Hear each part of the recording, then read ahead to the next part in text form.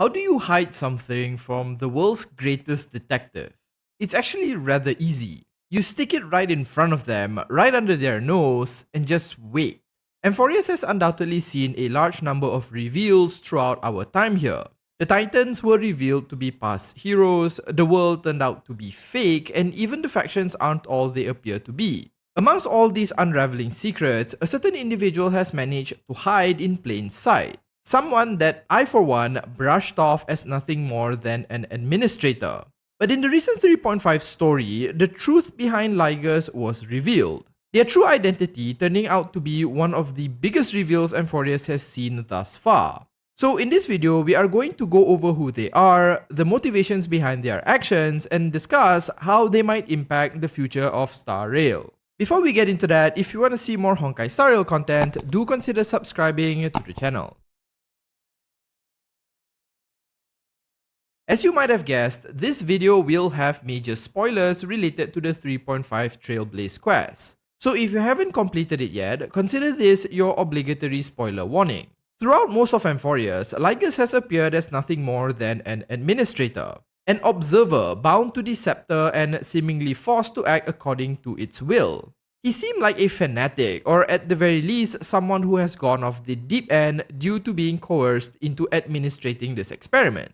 I even felt some sympathy for him, thinking he was an unwitting prisoner of the digital ravager Iron Tomb. But I couldn't have been more wrong. Throughout the 3.5 story, it became more and more apparent that Lygus wasn't the passive individual I thought him to be. Rather than a devoted follower of destruction I initially thought he was, his hatred for erudition became more and more apparent. It started to seem like he wasn't being forced at all, but was instead taking advantage of destruction instead.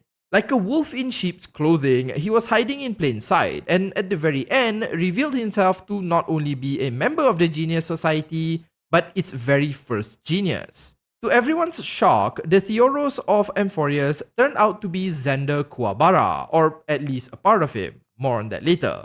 If you don't know who that is, Zandar One Kuwabara was the very first member of the Genius Society.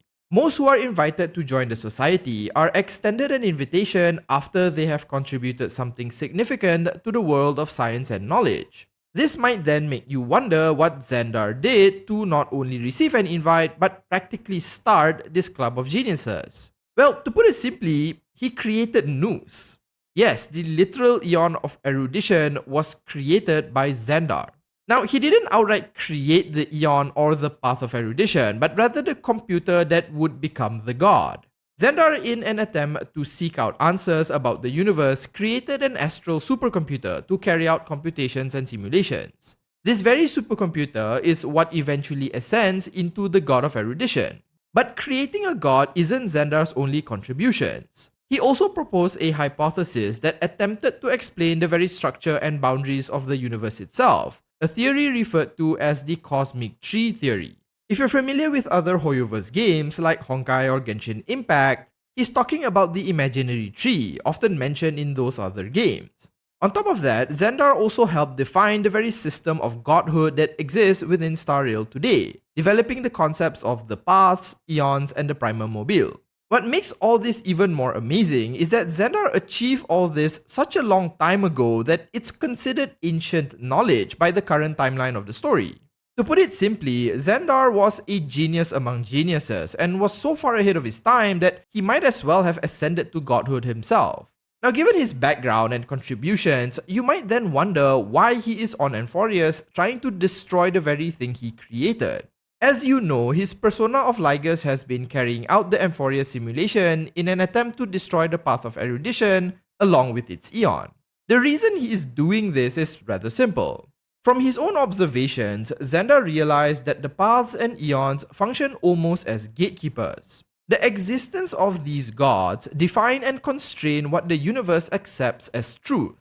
For example, ever since the ascension of Nous and the manifestation of the path of erudition, knowledge has had a fixed boundary, and no new rules have been discovered or created since. The existence of erudition has in effect caged and limited the boundaries of knowledge.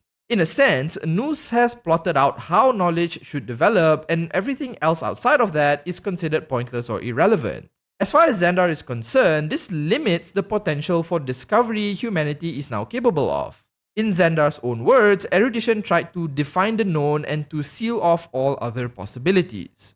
This is true of all the other eons and paths as well, and through their creation has caused humanity to forever be shackled within the cave known as eons. For a scientist like Zandar, who has dedicated his life to the pursuit of new discoveries, you can kinda tell why this irks him so much. But this goes beyond just scientific discoveries. It's very clear from his explanation to Herta that he deeply regrets being the one to put humanity in what he views as a cage. By being the one to define the paths, eons, and prime movers of life, he has caused humanity to be shackled by these concepts, forever stuck accepting an incomplete truth. In his view, the paths and eons are the proverbial jailers, while he was the one who built the prison. This realization is what motivated him to basically undo it all, to reset this constraint that was put on humanity so that they may be free. The entirety of the amphoreus experiment was carried out not to create a ravager, but instead to permanently end erudition. This was the true goal of his Lygus persona. Now, earlier I mentioned that Lygus was in reality just one part or aspect of Zandar, and this is where we get into his other copies, as well as how he might affect the future of the universe. At the very end of his life, Zandar essentially codified his consciousness and logic patterns. He then spread his core logic to 9 separate bodies, one of which being Lygus, so that they may continue to undermine and deny Nous as well as to erase the wrongs he has inflicted on humanity. But destroying Nous isn't the only thing he wants. Through Iron Tomb, he is able to infect both organic and inorganic life, turning all of them into a true random function. This randomness would give birth to an entirely new universe, one in which no outcome can be predicted or is set in stone. It is a world of endless potential and possibilities, with no limits to what one might discover. While this sounds like a good idea on paper, it's more akin to complete chaos in practice, as anything and everything can happen, but this is indeed what Zandar wants.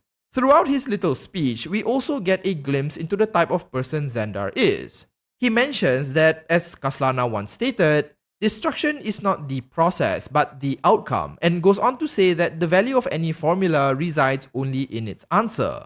The process of solving it is largely meaningless. This paints Zandar clearly as an ends justify the means sort of guy. I mean, even when he first created Nous, it's likely he didn't even consider the ramifications of such a creation and was just fixated on finding answers.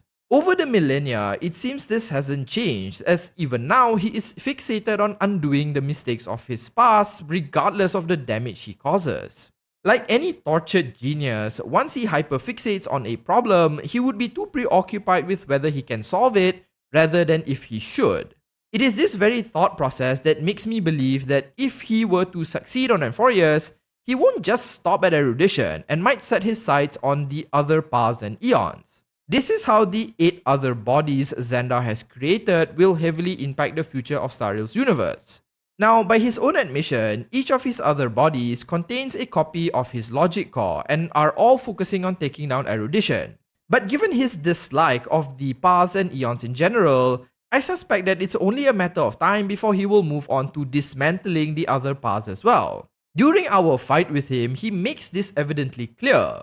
Zandar mentions that he will prove that the very idea of paths is a fallacy, meaning he likely wants to free humanity from the shackles of all other paths as well, not just erudition. If erudition does fall in amphoreus, his other bodies will likely start paying attention to those other paths. That said, despite how dangerous and intelligent he is, I can't really see erudition falling, at least not at this point in the story. So for now, even if Lygus is defeated, the other bodies may still focus on just erudition, given that is their prime directive.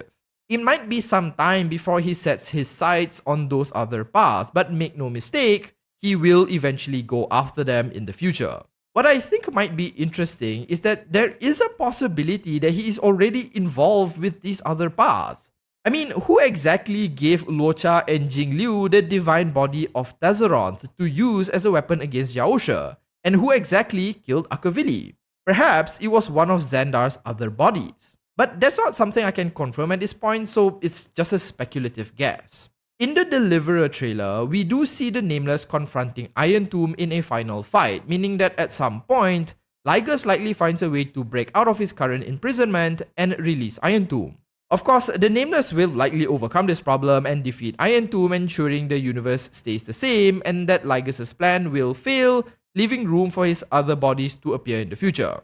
Overall, I actually enjoyed the reveal of Zandar, or rather one of his Intellitrons, being amphoreus' antagonist. A genius among geniuses is a rather intimidating adversary to face, and the fact it took practically everyone and several factions to challenge him proves how big of a threat he really is. How he will end up using the remembrance to further his plans, as well as what other forms he might appear as in the future, is something I'm sincerely looking forward to. One final thing I will mention is that through this reveal, we also learn a bit about the Lord of Silence, Polka Kakamon.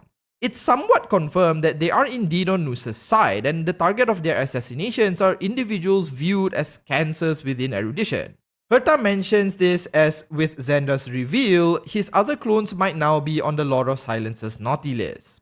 It's a rather interesting tidbit hidden among all the other lore Zandar mentions, but that about does it for this video. Do you think Zandar might end up as the backseat villain in other stories, or will we see him only much later in the story?